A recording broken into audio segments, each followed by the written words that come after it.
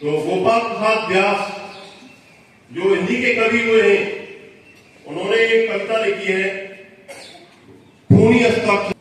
पूरा भारतवर्ष देश में पराक्रम दिवस के रूप में नेताजी सुभाष चंद्र बोस इनका कार्य का योगदान जो पूरी दुनिया जानती है कि देश की आजादी के लिए देश को गुलामी की जंजीरों से बाहर निकालने के लिए अगर कोई नेशनल हीरो है तो वो है नेताजी सुभाष चंद्र बोस, जिनका नाम आदरित रूप में कि पूरी दुनिया जो लेती है। तो इस नेताजी के लिए अगर हम देखें कि बहुत सारे वक्ताओं ने अपने अपने विचार यहाँ व्यक्त किए कि उनका जन्म, उनकी शिक्षा, उनकी दीक्षा, उनका कार्य, बहुत कुछ जो है, लेकिन उनके मन में देश को आजादी को लेकर एक ऐसी बात उनके मन में आ गई और उन्होंने विदेश में जाकर आजाद हिंद सेना का गठन जो उन्होंने किया। और इसके चलते कि एक ऐसा योद्धा, बाकी तो नेता हमारे भारत में रहे, हम मानते हैं कि महात्मा गांधी को फादर ऑफ नेशन उन्होंने कहा, राष्ट्रपिता के रूप में सम्मानित किया, संबोधित किया, लेकिन गांधी जी की विचारधारा और सुभाष की विचारधारा में बहुत कुछ अंतर था। जैसे मैडम ने भी पहले जिक्र किया नरम दल और गरम दल, उसी प्रकार की विचारधारा, लेकिन दोनों का उद्देश्य एक था कि देश को आजाद करना है, देश को गुलामी के जंजीरों से मुक्त करना है। और यही काम करने के लिए सुभाष चंद्र बोस पूरे दुनिया के देशों में गए, रूस गए, जापान गए, जर्मनी गए, कि बहुत कुछ जो है कि हम जानते हैं कि जर्मनी का हिटलर जो है कि तानाशाह के रूप में माना जाता है। उनकी जो पहली मुलाकात हुई थी तो पहली बार सुभाष चंद्र बोस वहां गए। अब जानते हैं कि हिटलर के अनेक सारे बहुरूपये हिटलर हुआ करते थे ताकि सही हिटलर के पास पहुंचना मुश्किल हो जाए। और ऐसे इसमें सुभाष चंद्र बोस का एक किस्सा जो है कि जो पहली बार हिटलर आए, उन्होंने उनसे बातचीत की, लेकिन सुभाष चंद्र बोस ने हाथ नहीं मिलाया। दूसरी बार ऐसा हुआ, तो तीसरी बार सही हिटलर आ गए, तो बोले आपको कैसे पता कि मैं ही सही हिटलर हूं? तो बोले कि आने वाला व्यक्ति पहले हाथ बढ़ा लेता है, आपके जो व्यक्ति आप खुद हाथ बढ़ा रहे थे, इससे मैंने अनुमान लगाया। ये कहानी पहले भी मैडम ने एक बार अंगूठी की बात उन्होंने कही, तो कितनी बुद्धिमत्ता थी। हम जानते हैं कि सुभाष चंद्र बोस की मौत की मिस्ट्री आज भी है। आज भी भारत सरकार ये क्लियर नहीं कर पाई कि सुभाष जी की मृत्यु प्लेन एक्सीडेंट क्रैश होके गई है, नहीं है, दुनिया मानती नहीं है।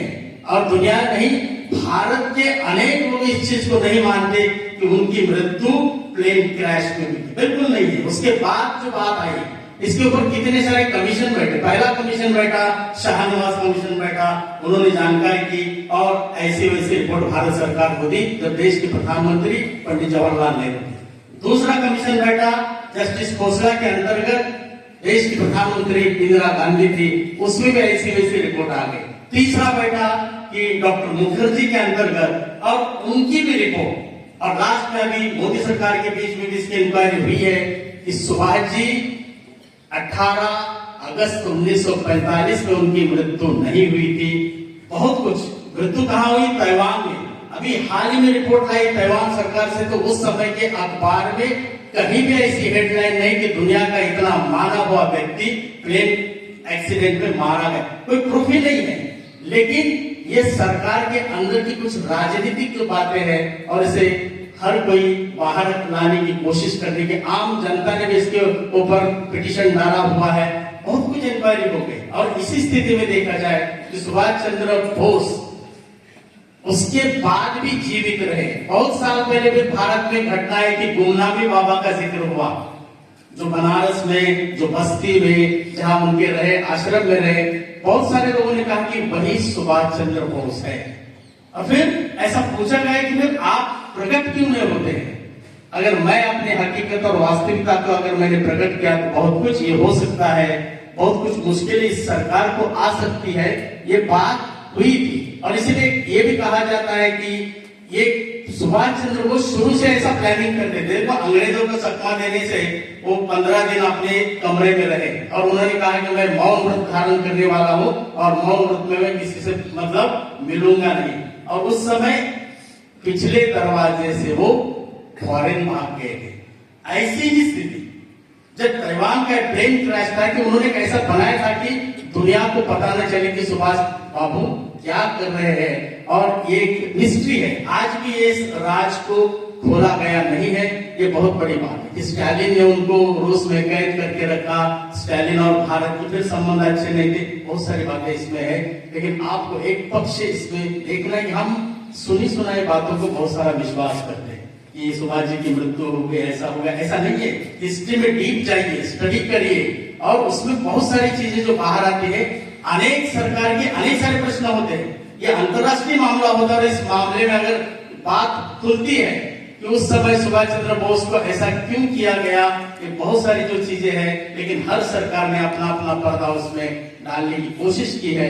सही में अगर मायने में अगर कोई हीरो है देश को आजाद करने का, तो सुभाष चंद्र बोस है, भगत सिंह, ये सारी जो चीजें हैं जिन्होंने आजादी के लिए जंग, मतलब अपना देश छोड़ के बाहर गए, और बाहर अपने फौजी, देखिए अंग्रेजी सेना के साथ कौन से फौजी लड़ते थे, हमारे फौजी लड़ते थे, अंग्रेज ऑफिसर थे, और हमारे लोगों ने हमारे लोगों को मारा है। जनरल डायर ने क्या किया, जनरल डायर ने किसको आदेश दिया, हमारे फौजी थे, मारा किसको, हमारे लोगों को मारा। तो ये जज्बा जो है कि हिटलर ने अनेक भारतीय सैनिकों को कैद करके रखा था।